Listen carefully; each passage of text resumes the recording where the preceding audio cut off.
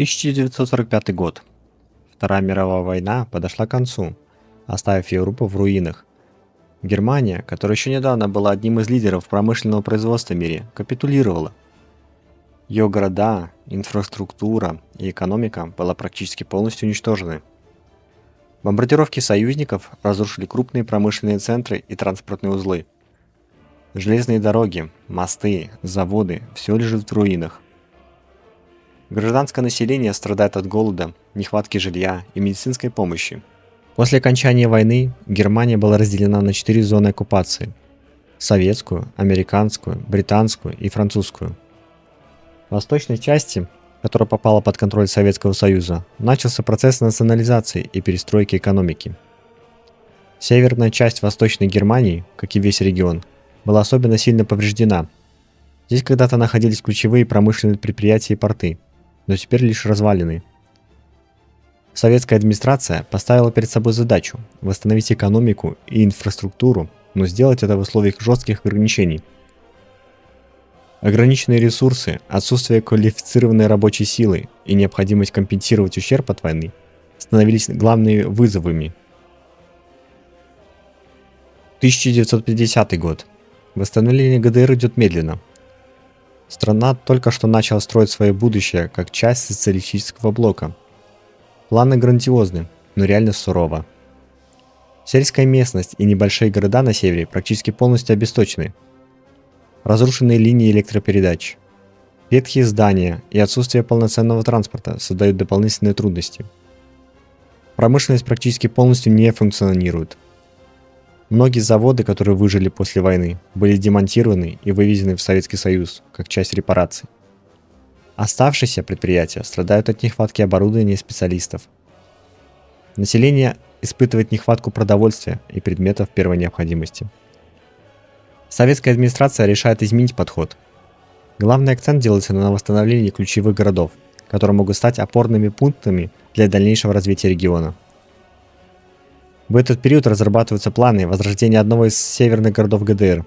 Его целью станет не только поддержка местного населения, но и развитие промышленного потенциала, необходимого для социалистической экономики. И так как у нашей республики очень сильно ограничен бюджет, я сразу же решил разметить самые основные ключевые здания, которые будут построены в этом городе. Для начала водопровод. Вододобывающая станция будет находиться у нас в горах, а чуть ниже станция по очистке воды. Далее в центре города я решил установить трансформаторную будку, канализационный колодец и водозаборный узел. На другой стороне реки я решил установить электростанцию, которая будет находиться на берегу озера. Да, у меня в этой игре будут установлены модификации, так как транспорт и здания недоступны с 50-го года. В этой части города я решил установить автобусную остановку, которая будет возить людей на ту же электростанцию, лесозаготовительную станцию и лесопилку, которая будет находиться вот здесь вот, а также на гравийный карьер, который будет находиться вот здесь вот. Также я увидел незанятое поле возле города. Здесь я решил установить тепличный комбинат, возле него фабрику по производству продуктов и также рядом фабрику по производству тканей и одежды. Также я присмотрел незанятый участок земли возле города. Здесь я планирую расширять город в этом направлении, либо построить гостиничный комплекс. Также в этих свободных участках города я планирую построить детский сад, школу, больницу. А за забором пожарную часть и милицию. Для восстановления города я вроде бы все предусмотрел. Так, начнем со строительства строительных контор, конечно же бесплатных, так как у нас ничего нету, и автобусной остановки. И так как у нас нету еще никаких производств, мы назначаем строительным конторам, чтобы они закупали ресурсы на таможне. Кроме работников, конечно. Работников мы будем брать из города. Строительные конторы мы распределили. Теперь надо закупить транспорт. И как я говорил ранее, к 50-му году у нас доступен только автобус. Поэтому мы ставим галочку на предметы из мастерской и выбираем уже всю остальную технику, которую нам надо. Конечно же, покупаем автобус, бортовой грузовик, крытый грузовик и бетономешалку. На второй строительной конторе мы берем бульдозер, экскаватор и 2 автокрана. А теперь приступим к проекту зданий, которых я изначально размечал на карте. Сразу ставим точку сброса сточных вод и ставим малую скважину для того, чтобы добывать воду. Дорога изначально по прямой не хотела ставиться, поэтому пришлось сделать небольшой серпантин. Как я обожаю эти крючки, когда пытаешься сделать нормальную дорогу. Во время установки здания по очистке воды я обратил внимание, что у меня само здание строится за деньги. Хотя я точно помнил, что я устанавливал реалистичный режим. И я решил проверить. Начал новую игру, включил реалистичный режим, загрузил карту, и реалистичный режим почему-то был в настройках уже отключен. Почему так получается, я не понял. Далее у нас установка водозаборного узла. Я его старался установить максимально по центру, чтобы хватило на все здания в городе. Практически мне это получилось. С установкой трубы у меня никаких проблем не возникло, хотя, учитывая мою рукожопость, обычно такое всегда случается. Тут, благо, все хорошо. Также установили резервуар для сточных вод и провели оттуда трубу, чтобы все стекало в реку. И вы спросите меня, нужно было еще установить станцию по очистке сточных вод? Я скажу так, что это не сильно целесообразно на такой маленький город, как по мне. Воду мы оттуда не берем, поэтому я решил сразу сбрасывать все в реку. Да, это не экологично, но 50-й год. Какая экологичность? Успокойтесь. Ублюдок, мать твою, а ну иди сюда, говно собачье. А решил ко мне лезть, ты засранец вонючий, мать твою. Также я нашел гидроэлектростанцию. Я таки не понял, как она работает. По идее, она должна работать от реки. Но на озеро она тоже прекрасно устанавливается. Для начала мне надо было выровнять полностью берег, чтобы он был идеально ровный, по-другому она не хотела устанавливаться. И после этого прокладываем дорогу, чтобы смогла проехать строительная техника. Далее устанавливаем подстанцию и проводим лэп к ней. После этого устанавливаем лесозаготовительную базу и лесопилку. Также ставим автобусную остановку, чтобы люди смогли добираться на лесозаготовительную базу, лесопилку и электростанцию. Все основные здания я уже установил, теперь отпускаем время и ждем, пока мои машины будут загружаться ресурсами и отправляться на стройки.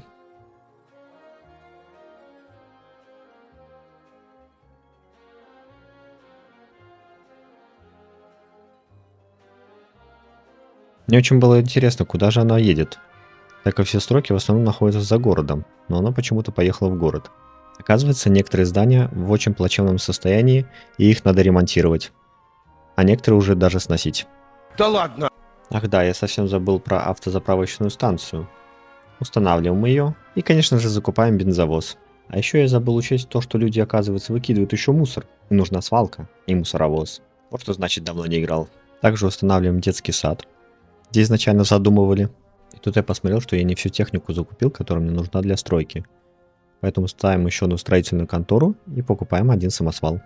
И тут мне в голову пришла гениальная идея построить еще один лэп, чтобы провести ее до таможни, чтобы продавать электричество.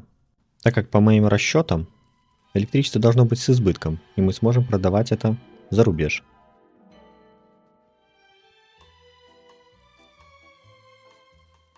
Теперь осталось дождаться, пока все это построится. Товарищи, поздравляю вас с зимой. Я, как типичный коммунальщик, не был готов к снегу зимой. Так как не закупил снегоуборочные машины, пришлось срочно действовать и купить хотя бы 2 штуки.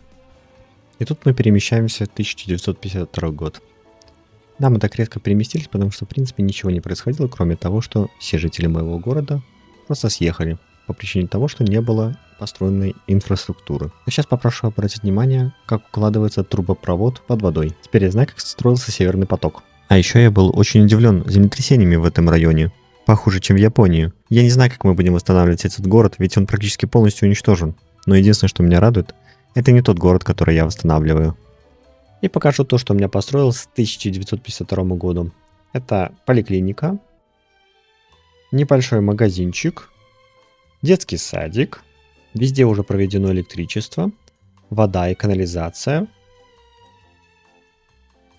Также построена пожарная часть и небольшие фермы, которые дают примерно 400 килограмм еды в месяц, если не ошибаюсь.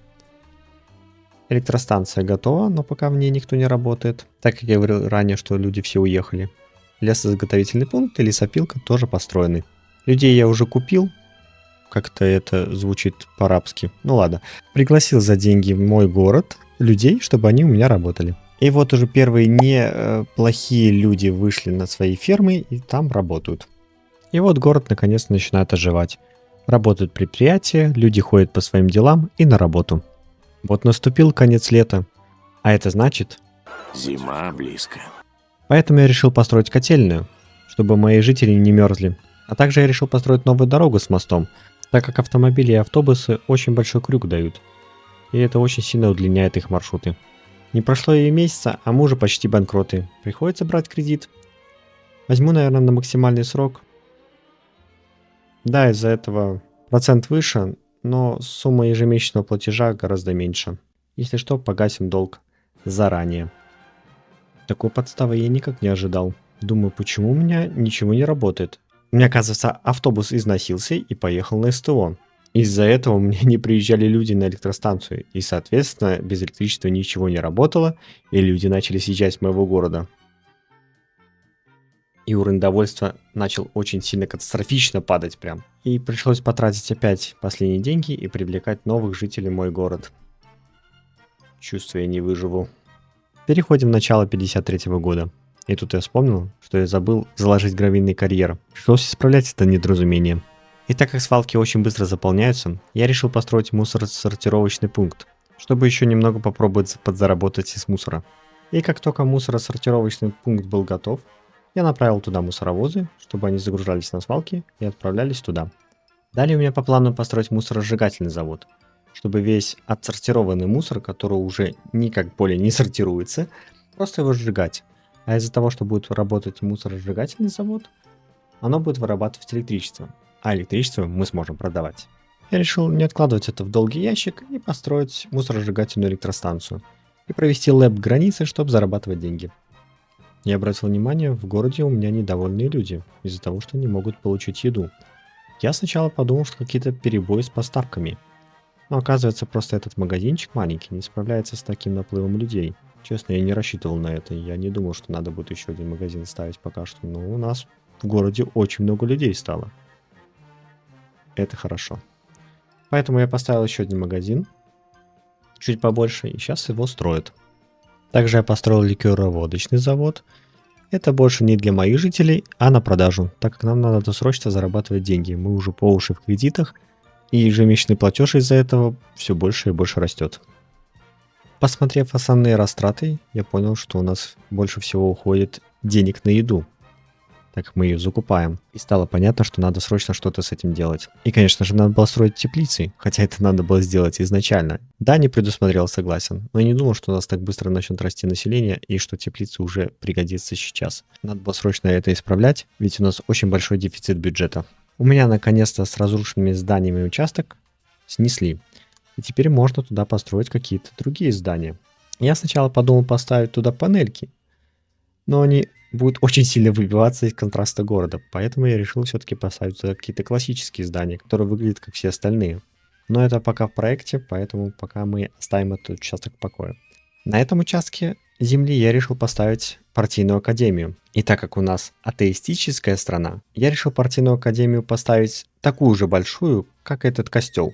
Ведь не гоже Богу стоять выше партии. Вот и построился тепличный комбинат. Какой же он яркий ночью, конечно. Также рядом с ним я сразу же установил фабрики тканей и одежды. Вот и закончилась первая пятилетка. Да, многое, что я у себя держал в голове, я не построил, к сожалению. Но это тоже очень неплохо. Город действительно преобразился, и из него хотя бы не уезжают люди, а наоборот приезжают. Это уже успех, я считаю. Да, конечно, уже город сейчас в долгах, надо из этих долгов как-то выбираться.